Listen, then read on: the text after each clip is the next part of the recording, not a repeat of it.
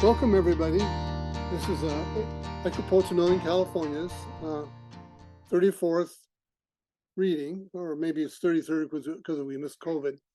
And I want to welcome you all here. We're going to record this, as Sue has said, and we have 4 special readers from across the country and around the world. And I'm just going to say that we've got this wonderful anthology, The Bird in My Hand, that was produced and edited by Carolyn Hall, and we're very proud of it and proud of the work that she's done. And now I'm going to turn it over to, who am I turning it over to? So back to you. Oh, up to me. Sharon is now going to be our MC today. I'm sorry. Welcome, Sharon. Thank you. Thank you. Well, welcome everybody once again, and good afternoon or good evening. So glad to see everybody today, and so glad so many of you could make it, really from around the country, around the world, thanks to our Zoom platform here. So I'm really happy to be hosting the 33rd annual Two Autumns reading to celebrate wonderful 33rd Two Autumns poetry anthology, The Bird in My Hand. So before we get to the heart of the program, which is our reading, I just want to say a few words about the history of this yearly event that, as Gary said, is truly the biggest event of the year for haiku poets of Northern California. So the Two Autumns reading and the Two Autumns anthology began way back in 1990. And it was a vision of our own Gary Gay, who was the first president of HPNC at the time. And in his role as president, Gary wanted to infuse HPNC with its own traditions and set a course for the organization by creating something really special, really meaningful and important to all of the members individually, but also as a group. And that vision became the Two Autumns series. And at that time, I don't think neither Gary nor any of the early members of HPNC imagined that this series would become the longest ongoing haiku reading in English. So here we are, 34 years later, with the vision still alive and well and flourishing and really benefiting, all of us. So you are in for a treat today. We have 4 outstanding poets that you'll hear from. And we're hoping you all receive the wonderful copy of the Bird in My Hand anthology, or if not, it should be coming soon. And again, I want to give my thanks to Carolyn Hall for her work on editing the book and immersing herself in the work of all the poets to produce such a fine collection of work. So back in 1990, when Gary was searching for a name for this series, something to really pull together his vision into a whole, he came across this poem by Shaki. For me who goes, for you who stays, Two Autumns.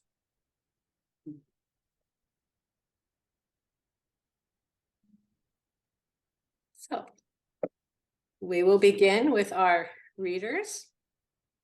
And our first poet who will be reading is Stephanie Baker. Stephanie has read poems from atop ladders, inside empty silos, in horse pastures, withered fields, libraries, cafes, galleries, kitchens, and not to be excluded, boiler rooms. She has published art reviews, short fiction, poems, and essays in various journals and anthologies.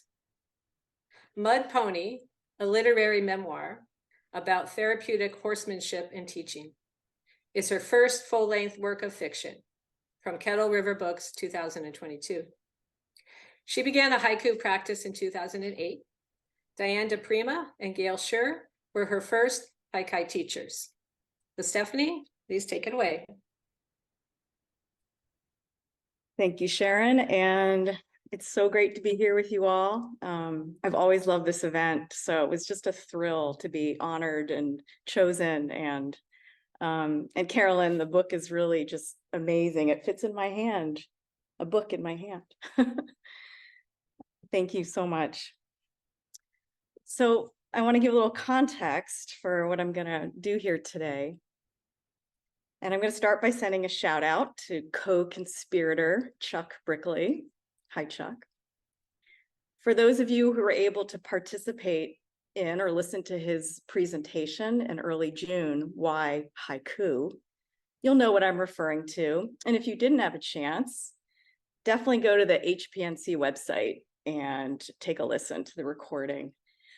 I felt too shy to speak during the presentation and discussion, but I was really inspired by Chuck's question, as well as the discussion, which prompted me to answer that question for myself.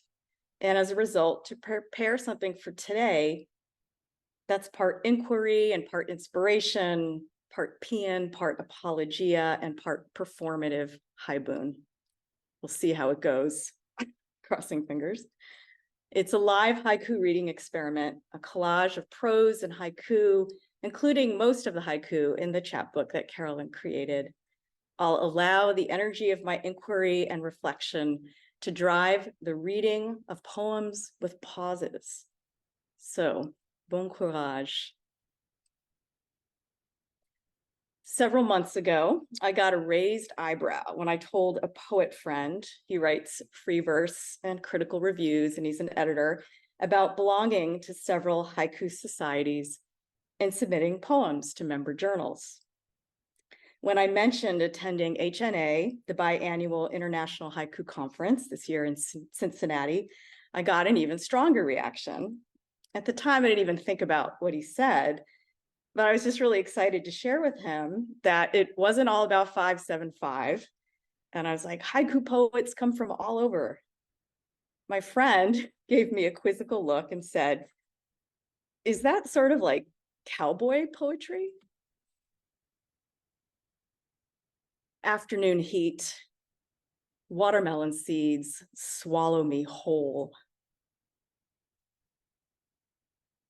Smiling hills, because the flowers squeezed their bones. I'm not the only one, purple monkey flower. I could have told my friend, the poet, nope, there's not much of a similarity. Haiku poets don't rhyme like cowboy poets. And haiku focuses more on evocation rather than description or narration. And because haiku focuses on the show rather than the tell, they don't reveal themselves so easily. It's hard to know right away if one of them works when you're in the practice of writing haiku. It can take months or even years for a haiku to show itself. I could have reminded him of what San Francisco poet Jack Spicer said when he finally discovered, after years of writing, and this gets at something essential about writing haiku. He said, quote, there really is no single poem. He said that poems need to belong somewhere. They should, quote, echo and re-echo against each other. They should create resonances. They cannot live alone any more than we can. Floating on a mat of sargassum, turtle hatchling. No more clean underwear, winter rain. Many months between letters, lone monarch. For me, and probably for those of you who write haiku here, no haiku stands alone. And as a form originating as the first verse in a linked sequence, one of many, no haiku has ever stood alone. One of the reasons I write haiku and work in haikai forms is because of the warm and welcoming and established community. Across regions, nations, languages, time zones, the haiku community also stretches diachronically through time. In one of the scholar Haruyo Shirane's essays, and please forgive my shoddy scholarship. I couldn't find the reference, but I know I read it a long time ago. He describes a Renku poet long before Basho's time, looking up at the night sky and seeing the heavens as a dome tiled with an infinite number of hoku. And as each poet writes their verse, the poem ascends and joins the others and all previously written verses, now placed in an incomparable and endless mosaic of link after link after link. The poet writing one or more verses in a linked verse sequence is not just writing for this moment, they're writing across generations, past, present, future. Their poems may often reference poems from another age long ago, and certainly so do their kigo, the season words. Their poems join those already written and will be later joined by future poems. Crickets, calculations I can't do on my fingers. Their ancestors, our ancestors, deep tree shade. Clouds clearing, gray skeleton of a grasshopper. As Shirane notes elsewhere, quote, the brevity of the hoku is possible because each poem is implicitly part of a massive, communally shared poem. Me watching something big, watching me. In the dark, wild animal eyes return stars. Another San Francisco poet, Diane DePrima, also a teacher of mine, died more than 3 years ago. And on August 6th, this past month, I attended her birthday memorial event at the Castro Theater here in San Francisco. I had taken classes with Diane years after I graduated from the poetics program at New College of California, where she taught with poets Robert Duncan, David Meltzer, Duncan McNaughton, Joanna Kiger, and many others. In Diane's classes, we wrote death poems in the tradition of Zen monks and studied the foundation of poetics, most especially the English language lyric. Diane herself wrote haiku, especially within the context of her study of Buddhism. And when I began studying with Diane, I had completed a 4-year program and a thesis at New College, and I thought I knew what a poem on the page was. But she influenced my poetics in a whole new way, opening wide all fields of possibility for what a poem could be. At the time, I didn't understand how much this would later influence my own haiku writing. Diane encouraged me to include the communal and the performative, visual language and gesture, the use of natural rhythms and everyday speech, the scoring of a poem on the page as breath, as musical composition, and the heed to leave space for the reader by not rendering poem perfect or treating it as, quote, the well-wrought urn. The poems that work, that become their own presence or entity, emerge from much reading and study of other poets and poems, but they're unself-conscious. They don't try too hard, and they don't have to be any particular thing. They just have to sing on the page.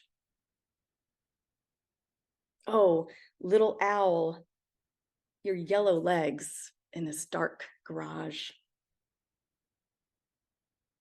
Oh, little owl, your yellow legs in this dark garage. On my way out, but thank you again, blossoming honeysuckle. Boot crushed on muddy trail, first bloom of spring. The poem I just read, Boot Crushed on Muddy Trail, First Bloom of Spring, was one of my first haiku attempts in 2005. I showed it to Diane, and she promptly told me how obvious the meaning was, in a good way. It's all about impermanence, she said, how the first bloom of spring, boot crushed, points the way toward the arrival of autumn and beyond, toward the end of one's life. Roadside cherries in cardboard boxes. How small we once were. Oyster hearts still beating in the half shell. Winter sea. Oyster hearts still beating in the half shell. Winter sea. With Diane's encouragement, I continued writing haiku and asking for feedback from friends and other poets. Why did a certain verse work other times and then not? Haiku baffle and intrigue me in the way they seem to appear and disappear in the process of writing. Robert Haas has described their, quote, irreducible mysteriousness. They descend or ascend from someplace other. They poke up their noses in the field of all possibilities like a gopher or weasel. Or they are a bird landing on a tree branch, slightly swaying. For example, a line or two might come to me as I'm walking toward the bathroom in the middle of the night. It asks to be written down. I obey its heed, but in the morning, meh, I'm not so sure. What was that? But then a month or more goes by. I look at it again and it works. And how amazing to know editors of haiku journals await. Poems will soon thrive in printed pages of their publication, the linked verse tiles covering the ceiling dome of sky. Firefly dreams, the bridge to your bed. Yes, even the low-hanging half moon, yes. Leaving him a love note, 6 persimmons. Too tired to make the bed, mountains. I've noticed that some haiku magically arrive as lyrics, not lyrics as songs, but short condensed verse with a single emotional thrust. These are the poems Diane taught us that most lodge themselves in our hearts and minds and memory, like a pop song or earworm at times, for better or worse, they stay with you. And what is a lyric but something song-like that spontaneously erupts from one's being, like birdsong?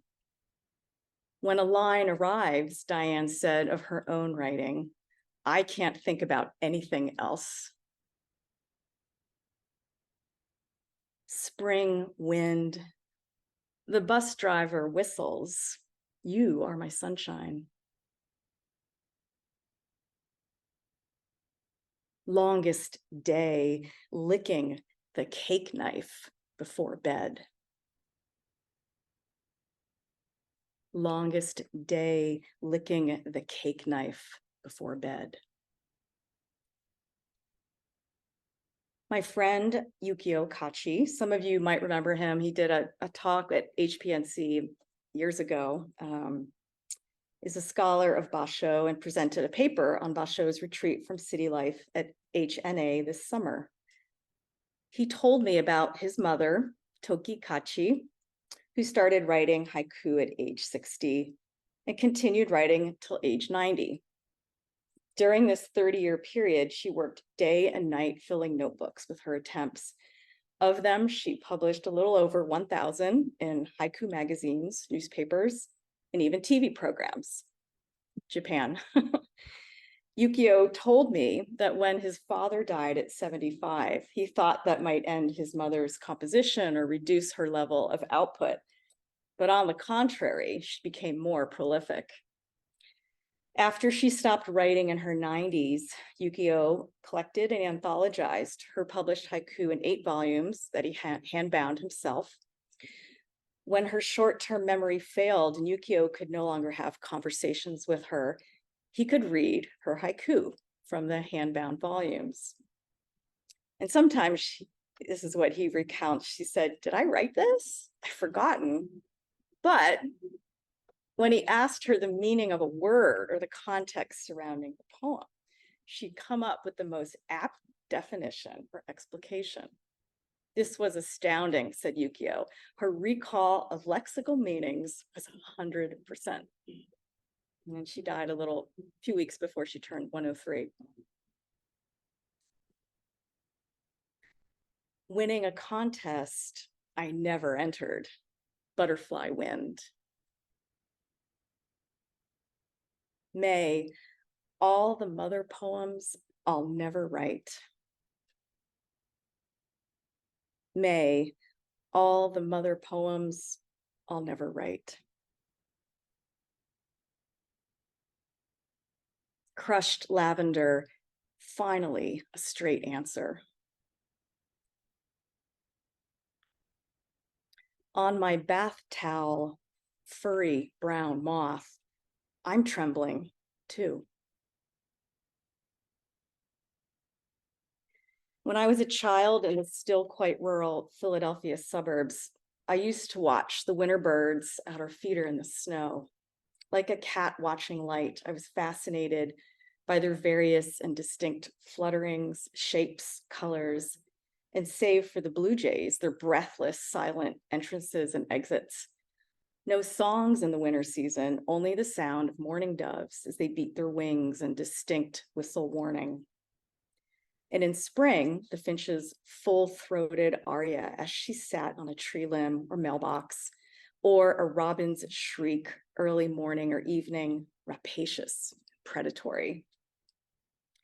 In autumn, the honks of migrating geese, or an impossibly narrow and silent great heron stalking a withered field. Now, as I live in San Francisco, I love city birds, gulls, raptors, crows, and pigeons, their raucous caws, cries, and coos. The bird in my hand, if you ask for it. The lyrical haiku, in the largest sense of lyric, of bird song, is awaiting the nest you build of your poem. It's waiting to fly, to speak, to sing to another haiku, to the listener, to the world.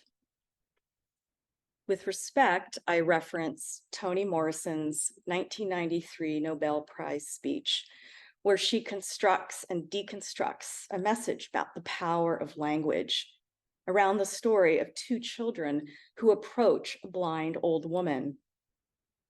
She lives alone on the edge of town. The children have a bird in their hand.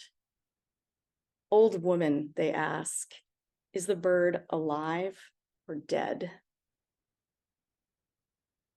The poem, a bird, is a living thing, and how we handle it in our hands is our quest and our question, our call and response. As reader or listener, our participation is essential to the life of the work. And as poets, we are offered by the muse this poem, but only if we participate in the collaboration of the making. Perhaps not unlike John Lennon and Yoko Ono's famous 1968 Happy Christmas message, "War is over, if you want it." We collaborate with and participate in the making of our reality. The haiku is the bird in my hand, I offer your ear. But you must ask me, because I must know if you're open to accepting it. I must know if you are watching the bird feeder with delight from a double-paned winter window, if your ear or heart is ready, if your senses are gathered to meet its intention. As the poet and the poem, I invite you, but you must offer your attention. Con permiso, as one might say in Spanish, with permission. The bird in my hand, if you ask for it. The bird in my hand, if you ask for it. Thank you. It was really wonderful, wonderful, an imaginative weaving of the poems and prose, your poetic journey. And thank you for sharing your poems that I know are adding to the ceiling dome of sky. So beautiful, thank you. Well, our next reader is Dan Schwerin, and he unfortunately is not able to be here with us today, but thankfully he recorded his reading, so we'll be able to hear his poems, his work in his own voice, which is always the best way. So Dan's poetry comes from life on a farm or from making his rounds across 30 plus years as a pastor in Wisconsin, and now as a bishop of the Northern Illinois Conference of the United Methodist Church. His debut haiku collection, Oars, from Red Moon Press, won the Haiku Foundation's Touchstone Award in 2016. Dan was the founder of the Haiku Waukesha group from 2015 to 2021. He helped his wife, Julie, establish the Words in Bloom, a year of haiku program at the Chicago Botanic Garden from 2020 to 2021. So we'll hear from Dan via his recording. Good afternoon. I'm Dan Schwerin, reading from Sun Prairie, Wisconsin this afternoon. Let me begin with gratitude. Thank you for the kind invitation to be with you this year for the two autumns reading. And thank you to you poets who have given me countless hours of enjoyment as I read your work across the years. I apologize for not being able to be with you today, but I'm grateful for your patience and the technical support that allowed me to record these poems in advance. I came to haiku in the early 1990s in northern Wisconsin after finding 2 copies of American haiku on the shelves. I had experienced a tragedy in the course of my time as a United Methodist minister there, and I turned to the poetry stacks for reflection. I suppose as someone who wrote a 20-minute speech every week and articles and letters, I sought something more wordless from my poetry. More recently, I enjoyed learning from a group at Gail Bull's table in Mineral Point, Wisconsin, the same table where she and her husband, Jim, used to edit American haiku in the 1960s. What I learned there prodded me to start a group in Waukesha, Wisconsin while I was serving there. And then I had to give that group up as Julie and I moved to Sun Prairie, Wisconsin, and we had to learn the flora and fauna from the western side of the state of Wisconsin. And now I'm also learning to write more urban haiku as I serve the United Methodist Church in Chicago. Last year was quite a stressful year. Only after I began to pull the poems together for this reading and looking at the poems from 2022, did I see that my writing took me back to my roots and farm memories as a teenager. I will start then with some farm poems from last year and some recent years. Milking done, she sings a little spring morning sun. Ginger water, the color of twine. Hay wagon, afternoon. Death vigil, a light still on in the barn.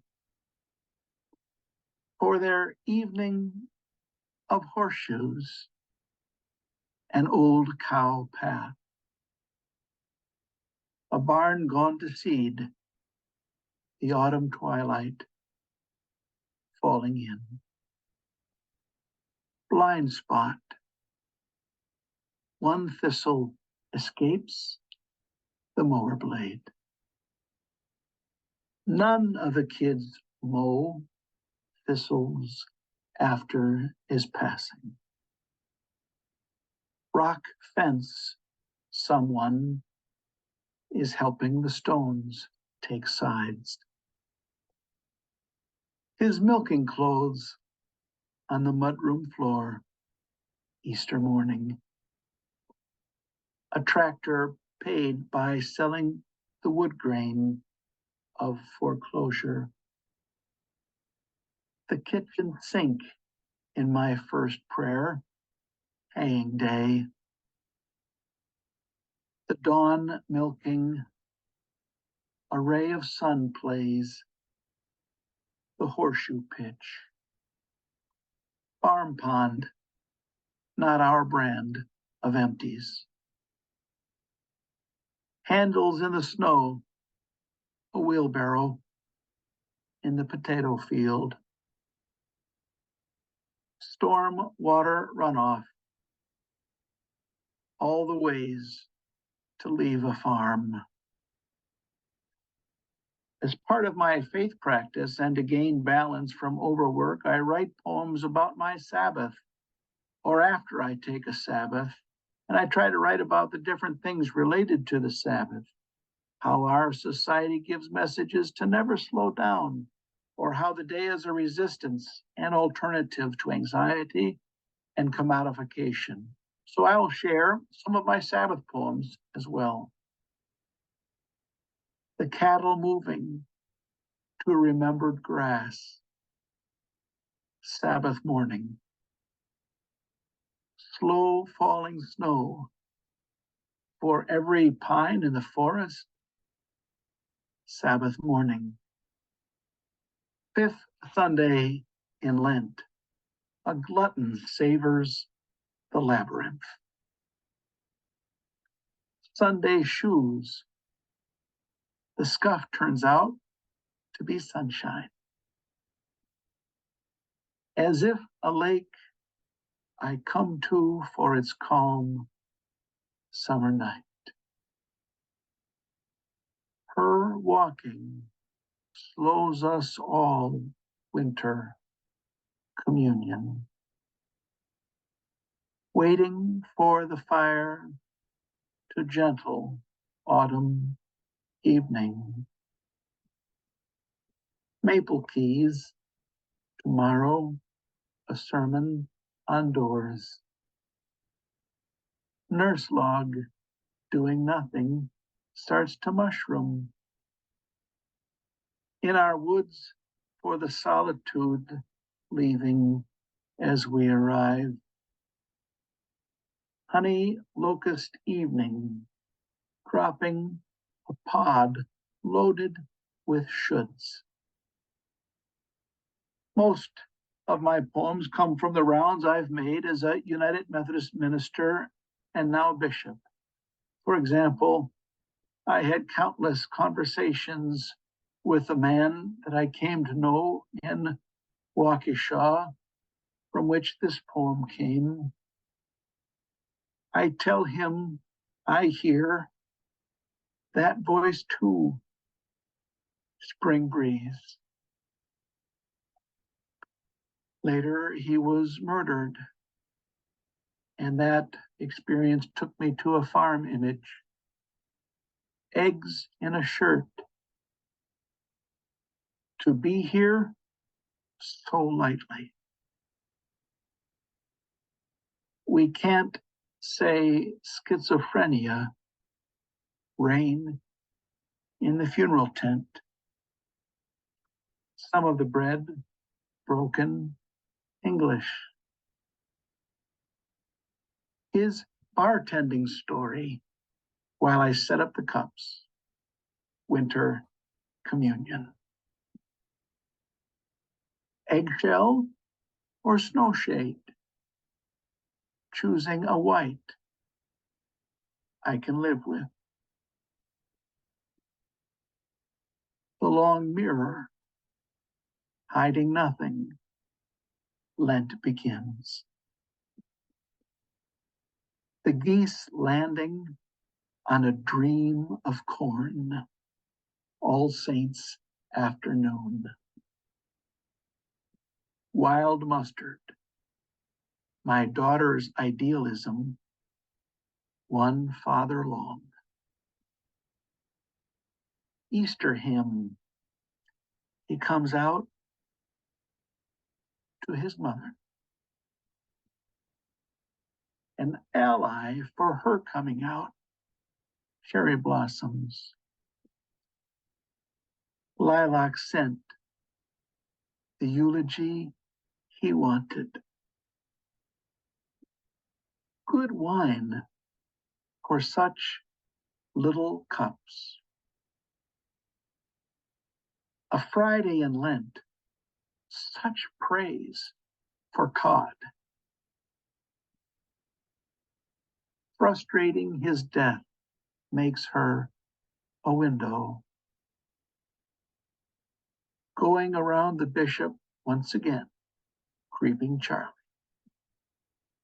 And then there are poems of advocacy, such as a little white casket reality enters from the back.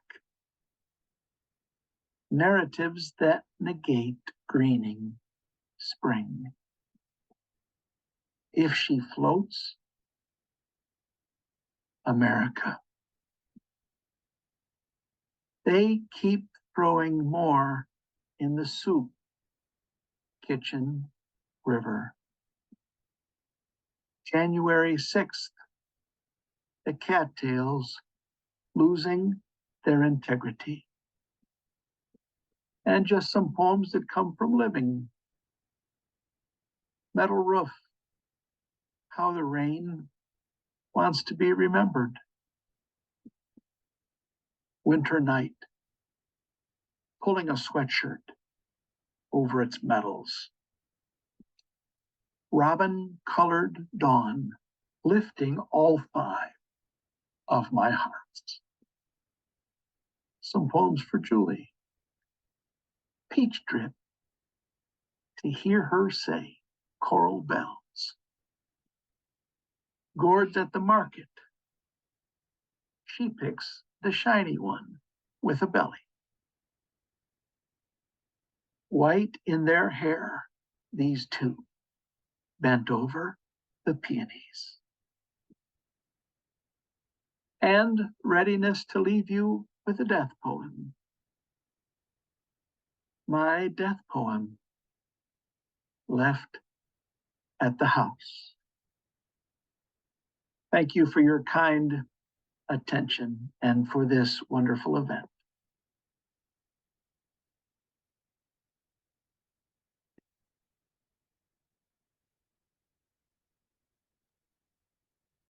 Wow. Thank you, Dan. We're so lucky we were able to have his recording to hear those poems in his voice. Beautiful, tender poems with such great attention to nature and to the depth of life. And I feel very inspired by his words of finding something more wordless in times of difficulty and finding the slowness in life. So thank you, Dan. Very, very beautiful to hear your work. It's been a wonderful reading so far, and it's not over yet. So I'm excited to introduce Terri L. French. Terri is on the editorial team of the online journal Contemporary Haiku Online. She is past Southeast Regional Coordinator of the Haiku Society of America and served as Secretary and Member at Large for the Haiku Foundation. Terri is former editor of Prune Juice Journal of Senryu in Kyoka. Now retired, Terri and her husband Ray and dog Chaka enjoy the nomadic lifestyle of full-time RVers, but soon hope to settle back down in Huntsville, Alabama. So Terri, take it away. Hi, everybody. I just first of all want to say I'm humbled and honored to have been chosen to have work in the anthology and to be here with you this still day to read. This is a little bit intimidating, even though it's a Zoom, but I'm glad to see so many familiar faces. And one thing about having been all over the country in the RV the last 4.5 years, I've gotten to attend a lot of meetings and meet a lot of haiku poets all over the United States. So it's been really exciting to be really a part of the haiku community at large. So I am going to read a little bit for you today.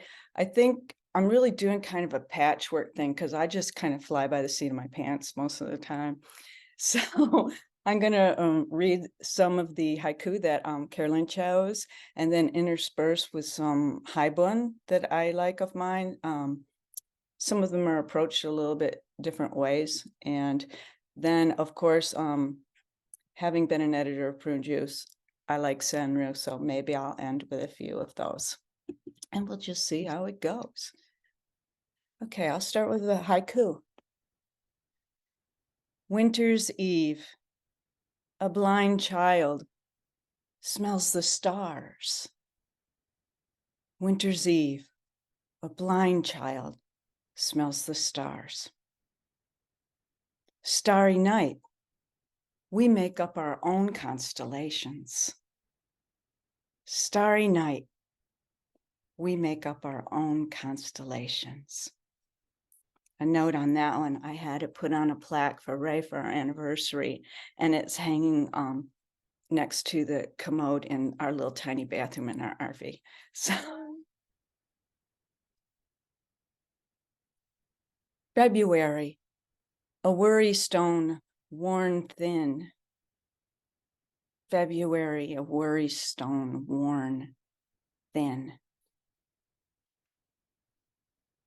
So not everyone is a storyteller, but I think that everyone has at least one story. And I often find that I eavesdrop on people. I think as writers, we do that, right? We listen to other people's stories. A lot of times I find maybe my own stories are a little bit boring sometimes, or I get bored with myself. And so I like to listen to other people's stories and tell them. And this haibun came from not eavesdropping, but the story was actually brought to me on this occasion. And it's called The Luthier. And I started with a quote from a 1968 song by Donovan. Some of you might remember it. It's called The Hurdy-Gurdy Man. Thrown like a star in my vast sleep, I opened my eyes to take a peek, to find that I was by the sea, gazing with tranquility. Summer's end, the fiddler crab's last wave. The sky is growing darker. My best friend and I kick off our flip-flops and head toward the beach in hopes of absorbing some negative ions before the rain begins. An elderly man and woman approach from the shoreline. He is slight and hunched, with sparse white hair and a wisp of a beard that catches the breeze. She stands straighter and carries her age well. "Oh, I envy you girls," she says as she approaches. We giggle at being called girls, being well past middle age. "Still able to walk barefoot and enjoy your youth." The man stands silently by her side for a moment, smiling. He mumbles something and I can't quite understand before shuffling slowly towards their parked car. She lingers. "My husband doesn't say much anymore. He doesn't remember things," she says, gazing after him. "But he's happy." "What did he used to do?" asked my inquisitive friend. "He made dulcimers and hurdy-gurdies. Do you know what those are?" We nod and she seems pleased. "I'm not bragging, but people all the way in California used to order his instruments." Her eyes begin to mist over. "He doesn't even remember what they are anymore." Quickly, she shakes off her gloom, the smile returning. So enjoy every breath you can, girls. It was lovely talking with you, and I wish you both a lovely life. We wish her the same. She nods and follows after her husband, who has almost reached the parking lot. We step into the sand, and a soft rain begins to fall.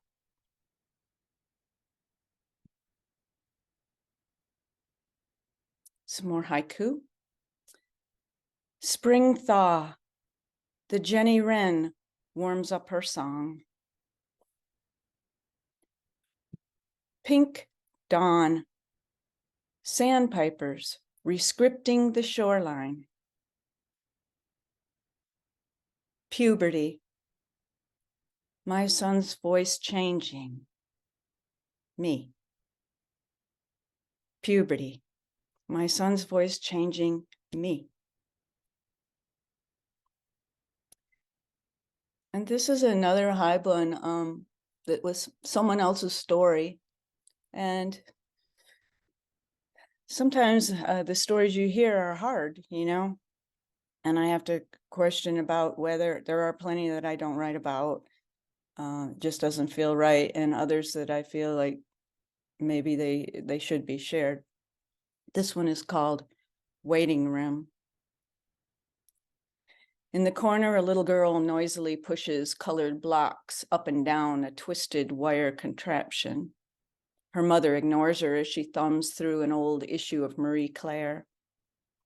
An elderly man verbally bullets his many ailments to anyone who will listen. Across from me sits a young man in a Marine Corps t-shirt and cap. He twists and tugs at a ring on his finger. The lady next to me asks him if he was in the Marine Corps, and he nods his head. "You look so young," she says. "Tell the lady how old you are," says his mother. 28. He hesitates. 29, but at least you're not saying 21 anymore. You're getting closer. She gives him a high five. Then she pulls off his ball cap, revealing 2 long scars running from his forehead to the middle of his scalp. "He's had a brain injury, frontal lobe," she says matter-of-factly. "Shot in the head." He nods and mumbles something incoherent and then goes back to singing softly to the song playing over the speaker. "I wear my sunglasses at night." He knows all the words to this song and the next one and the one after that. That one gets to me. 0400. The dawn chorus chirps a reveille. Some more haiku. Old mare, nostrils flaring in the green apple air. Old mare, nostrils flaring in the green apple air. New snow, the shape of a grandchild beneath the quilt. Rime frosted petals, a flock of mallards lifts from the river. Rime frosted petals, a flock of mallards lifts from the river. So we've been in our RV 4.5 years now. We sold everything. We sold the house. We sold it all. Yeah, wow, huh? And bought an RV. And I told Ray after 4.5 years that I was kind of ready to settle back down. So we bought some property in Huntsville, Alabama, on a little mountain. It has a creek and lots of trees. And we're getting ready to build, and, you know, interest rates and supplies and everything. So our lot sits there for a while, and we went back on the road. But being that, as I thought we were going to settle down again, I decided to make a little book that contained Haiga and Heiblen that were inspired from some of our travels. So that book came out a little prematurely, since we are still in our RV and on the road. Currently not on the road because we've been at my mom's in Michigan for a little over 2 months now, and our RV sits in a repair shop getting some major repairs done. So anyway, perhaps there will be a part 2 to my book, which is called Pulling Sunset. But this high one is from that book, Pulling Sunset, and it's called Rebirth. A winding one-lane road through statuesque redwoods, surrounded by moss-coated rocks and fiddlehead ferns. The dirt and pine needle path interrupted by protruding tree roots. Distant waves, still in their pianissimo phase. The earthly, feral scent seasoned with sea brine. Down a mud-slick desire path, dropping into a cove of compacted sand and rocks in shades of sienna and viridian. Large black monoliths with veins of alabaster rise from the swell like roughly hewn castles. A staccato caw of gulls muffled by the waves cresting crescendo. Barnacles attached to a plastic soda bottle washed ashore, the tiny creatures tentatively testing their new surroundings. The alien-like tentacles of bull kelp and jellyfish tangled in brown sargassum. Iridescent bubbles precariously clumped on sea foam. And me, standing, arms stretched wide, alone in the sand, slightly out of breath, a tear in one pant leg, shoes and socks cast aside, toes digging deep enough to take root, eyes closed, head thrown back, mouth wide open, one deep primal note sung to the sky. Water breaking. The second chance for a first breath. Few more haiku. In the center of the cavern, a call to worship. In the center of the cavern, a call to worship. Beating in the caterpillar's heart, butterfly wings. Dreamsicles, the childhood I choose to remember. Dreamsicles, the childhood I choose to remember. Lately, I have been interested in ekphrastic Heiblin, and I know that's been around forever, but it was new to me. And I recently wrote this one that was in Drifting Sands. I like some of the artwork by Edward Hopper. I don't know, I'm sure a lot of you are familiar with him. And there's one, I was looking at some of his paintings online and I ran across this one called Cape Cod Evening. And it just, what I like about his work is there's a story, there's a story there, but we don't know what it is. And so I make it up. So this painting, Cape Cod Evening, you can look it up online, is an ekphrastic Heiblin inspired by this painting that was done in 1939. And I entitled the piece also Cape Cod Evening. He brought that dog home last week after his evening walk. Said it was a stray come running up out of the locust grove, but I know better. We've a new lighthouse keeper now, old and grizzled, the other young one off to war.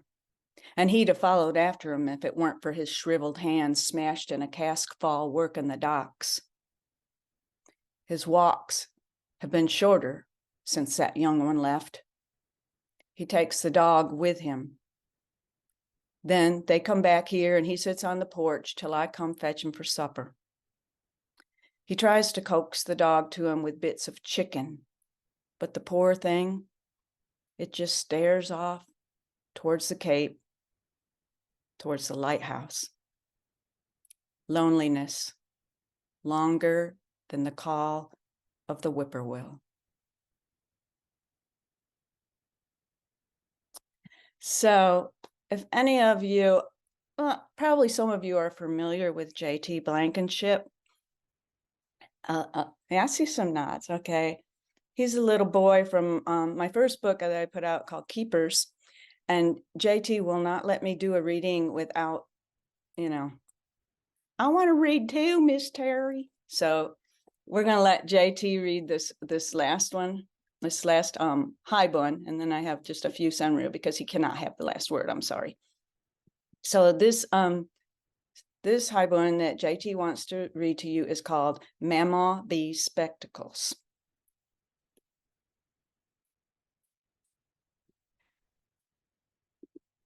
Mama Bernie is blind as a bat.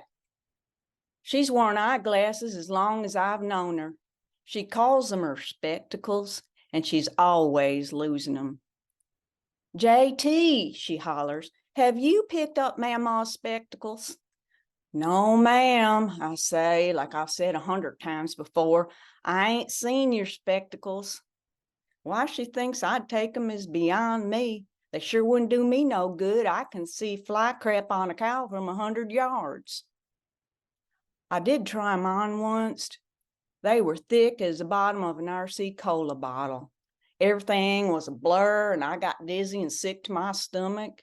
And later, Mama fed me nasty milk toast on account of I complained of feeling poorly. Summer boredom. Army men melted with a magnifying glass. Mamaw B looks like a mole wandering around the house, bumping into the end table and stepping on Mud's tail, sending him yowling, and now he tucks his tail whenever she's around. I confess, once I did see her spectacles lying on top of the TV guide on the coffee table, but I didn't say a word. It was just too much fun watching her stumble around like Mr. Magoo. I suppose I should ask Jesus to forgive me for that. Vacation Bible School. Pipe cleaners shaped into a penis. That's JT, that's not me. Okay, I'll end with just a few. Senryu.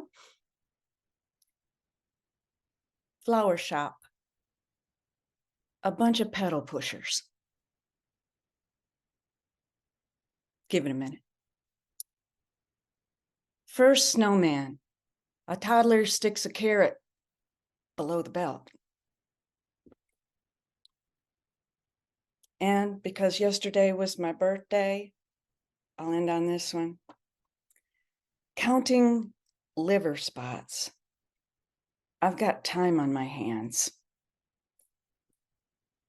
Thank you.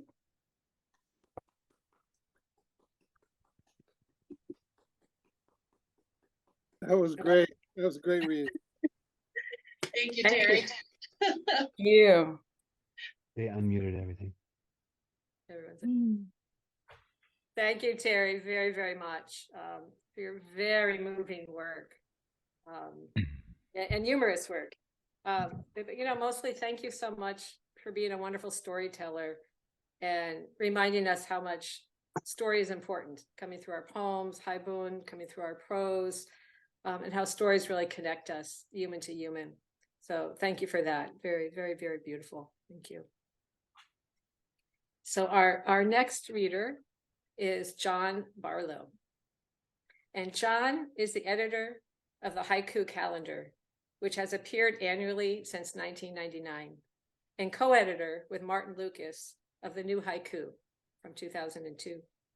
His other books include Waiting for the Seventh Wave, Wing Beats, British Birds in Haiku with Matthew Paul, and Where Rain Would Stay, the haiku poetry of Peggy Willis Lyles, edited with Ferris Gilly, which received the first place in the Haiku Society of America's Merit Book Awards in 2023. His own haiku are often informed by his lifelong interest in nature and have received more than 150 awards. 3 of his haiku here in the anthology, Sunbeams, Riffles, and Gathering Clouds, were written in California. So John, we're so happy to have you. Take it away. Thank you, Sharon, and thank you, Carolyn, for a wonderful anthology. And thank you, haiku poets of Northern California. It's an honor to be with you today. I'd been writing haiku for about 4 years when you first presented your first Two Autumns reading back in 1990. Or at least I thought I'd been writing haiku. Several years later, I found out that I've been writing something else pretty much entirely.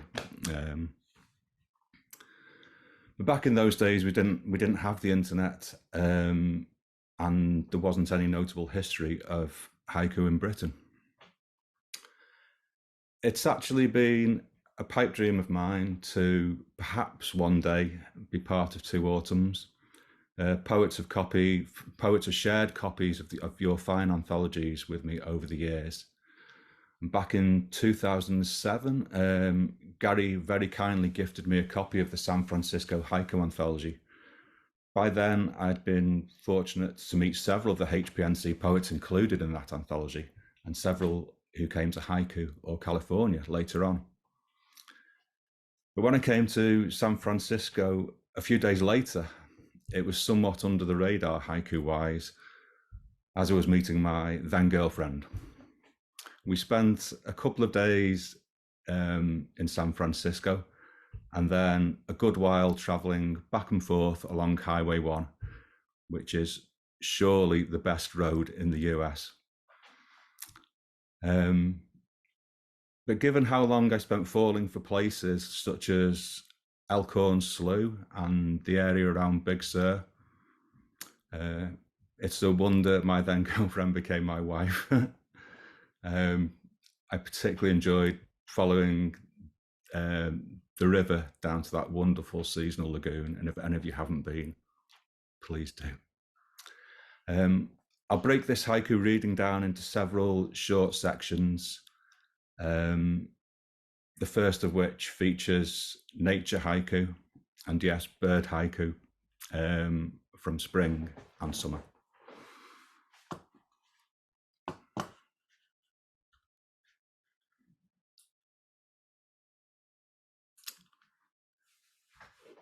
Snow in the hollows, the white-winged raven half rolls into spring. I wrote that haiku halfway up a mountain. I guess most of you would call it a foothill. But when a raven does a half roll, it just flips itself upside down and just glides through the sky. And no one knows why they do it, but it just seemed sheer joie de vivre. It was brilliant. The next haiku, down the leafless beach, the voice of a nuthatch. Thaw damp wood, the fox with sky in its eyes, pads off over moss.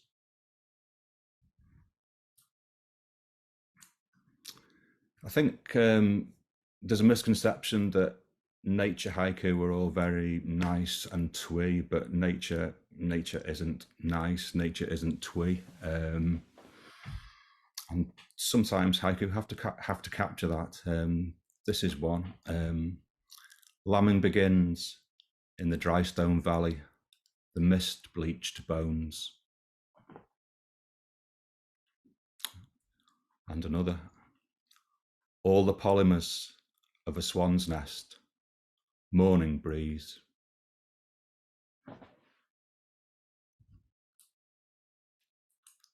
Nothing to separate the hill from its mist. Oyster catcher calls.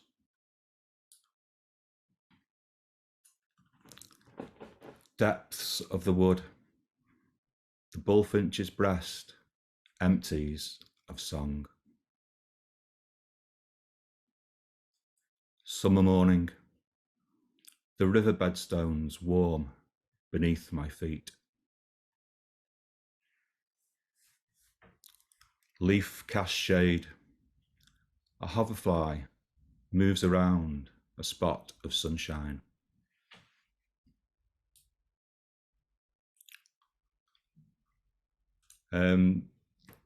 This next section is human-oriented haiku. I guess a lot of you might consider some of these to be senryu. I don't feel that I write senryu, so call them what you will. This first one was written in Canada. I forget exactly where. Between Christmas and New Year, but it really could have been written anytime, anywhere. Late shift. Again, the waitress talks of her children. First nativity. The audience looking different ways.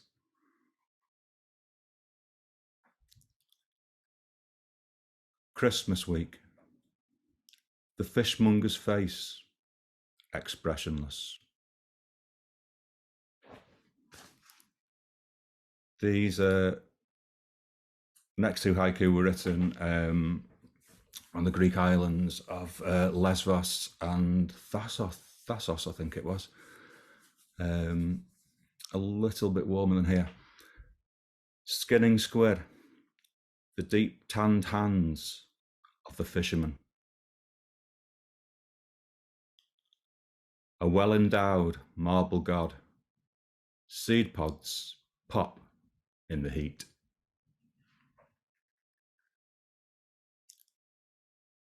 Inside the clown's smile. The clown's smile.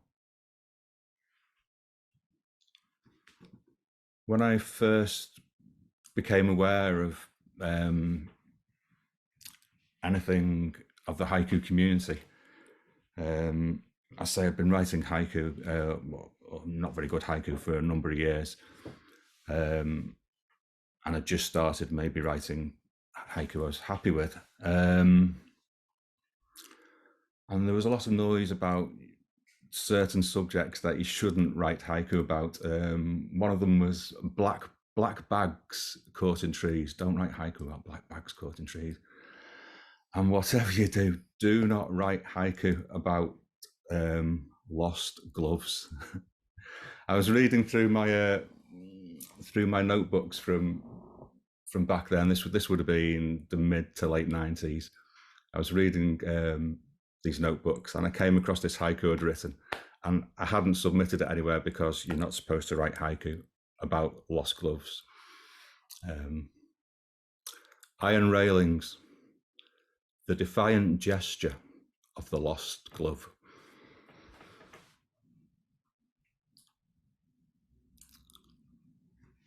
Winter mist. Four grave diggers watch. Winter mist.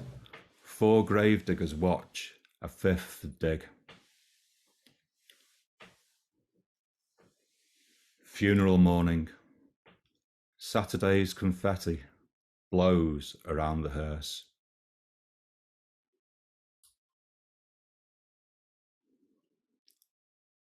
I'm going to have a bit of a musical interlude. If it doesn't work, just please edit it out later.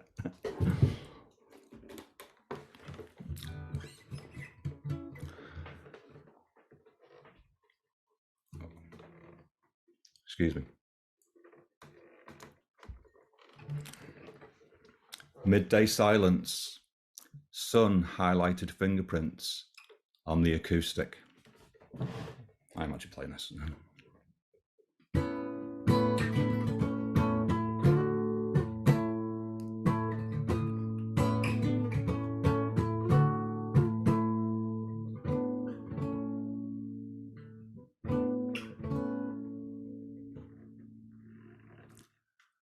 The faint pulse of out-of-tune strings, winter light.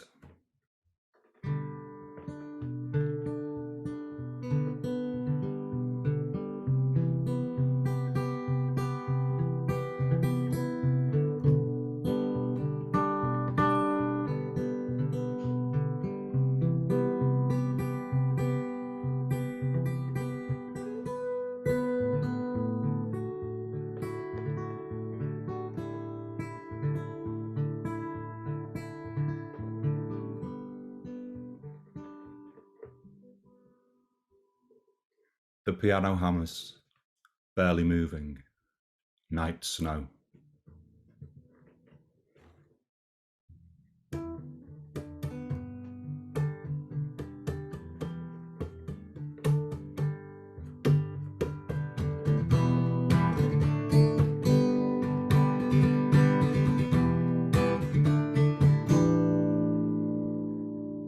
Hymns hanging in the valley's mist, abandoned chapel.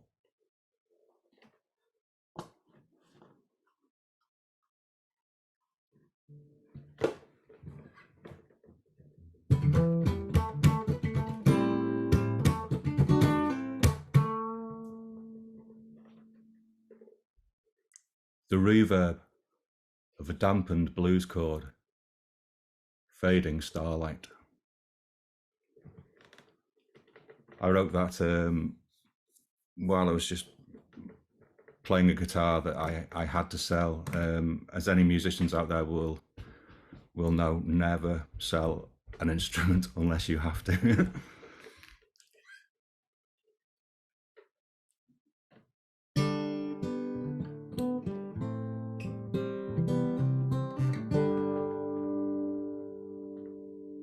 Even now, the cello's last note.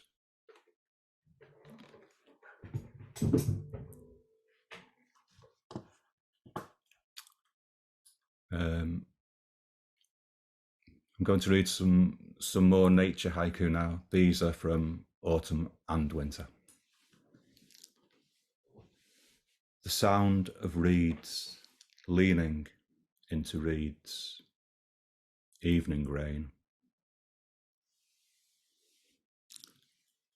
For all the wind-borne spores, lungfuls of the wood. I think that haiku encompasses what nature means to me, actually. It's just embrace it. Just get out there, embrace it. For all the wind-borne spores, lungfuls of the wood. Shortening days, the shaggy ink cap edged with black. And two from the anthology. Calls of marsh tits in the autumn woods, leaves release their rain. Somewhere, way beyond the grey, the caws crow.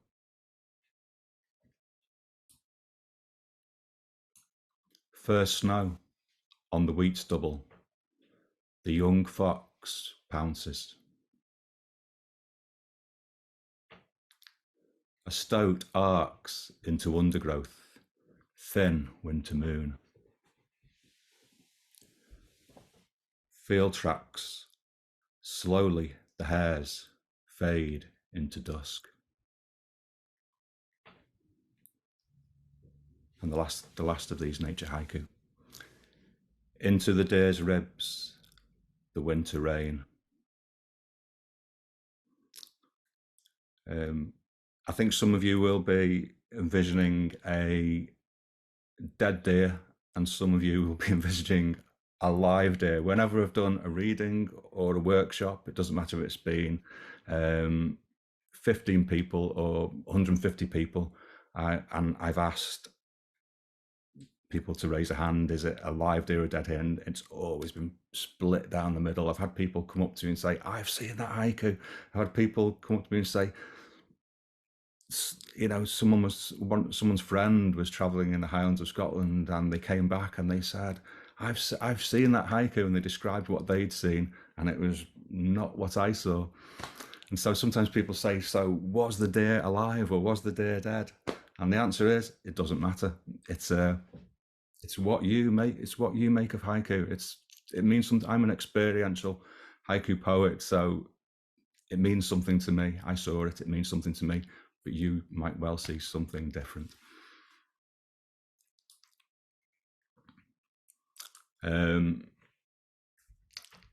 These are some of the actually quite many haiku that I wrote in Northern California, let's say. It's just, you are so lucky to live there. It's such a fantastic place. This is San Francisco. City lights, the fog drifts in through the last of the night.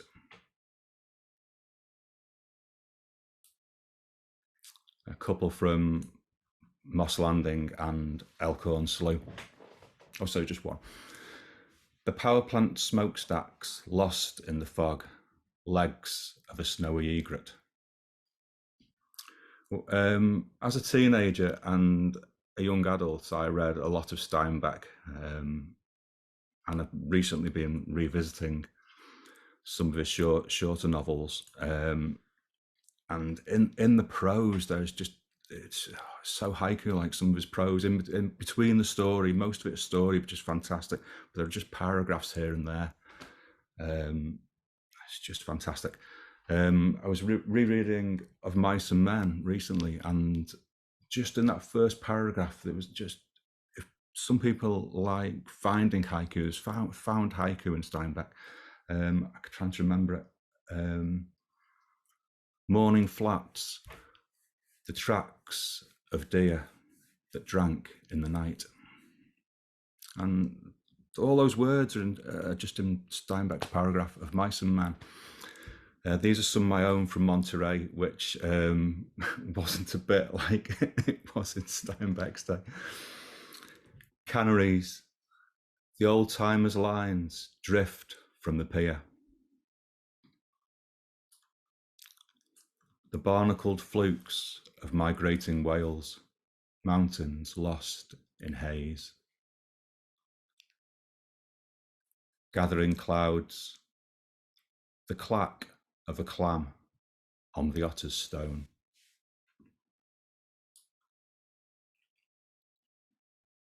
We stayed for a few days in Big Sur, and there was an old rooster shed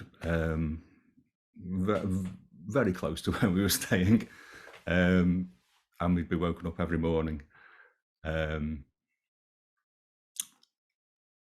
Morning silence, a jay pokes his head into the rooster shed. Sunbeams, the crow's slow side shuffle down the wire. Riffles, a belted kingfisher splinters the light. Star-lined ridge, the roadhouse chef hangs out his closed sign.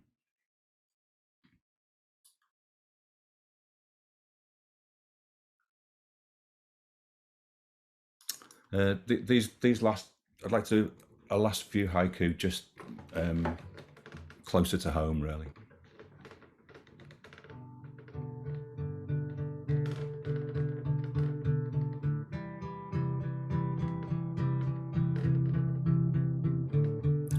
Our shadows holding hands, the width of the stubble field.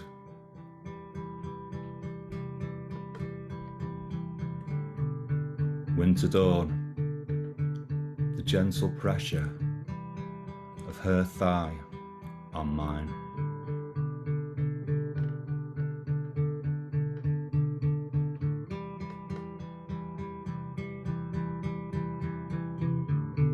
Through her skin, the baby's heartbeat.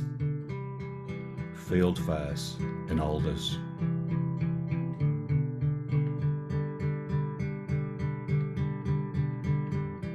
Spring rain, I add another IOU to his piggy bank.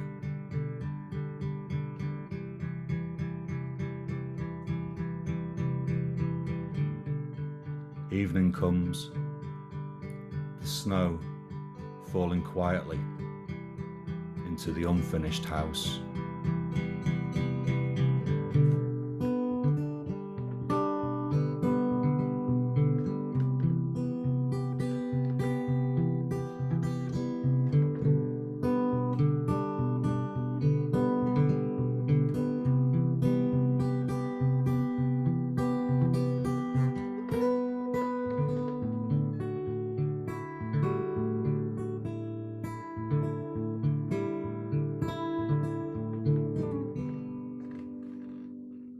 Thank you. Thank you. I'm Very unmuted. good. Thank you so much. John, that was great. Thank you. Thank you, John, very, very much. Thank you. That was wonderful. Very wonderful. Fantastic. I would say this is one of the best two autumns readings we've ever had. And it just makes me so sad that I could include only so few of the haiku from each poet in this book, because what they had to offer was just so fabulous. Wish I could have gathered them all up for you. But you can listen to the recording, which is great. Exactly. It was very magical. Yeah. Mhm. Yeah. Yes. No, thank you to all the poets. Just beautiful. John, I'm glad you broke the rules about the lost glove. That was an awesome poem. And thank you for your very deep attention to detail, both of the natural world and of human existence. I felt like we were inside each poem when you were reading them. Maybe another round of applause for all the poets who read today. What a privilege and what a joy to hear from all of you and to hear your poems out loud, you know, exactly the way poetry should be experienced out loud. So it's been a just a pleasure and an honor to host for you today and to be here. And again, thank you to all the poets and everyone who put their heart and soul into the making of this very fine collection. So thank you all. Yeah. And thank you, Sharon. Wonderful. And, Pleasure, pleasure. and Carolyn for editing and producing this beautiful book for all of us. Thank you all.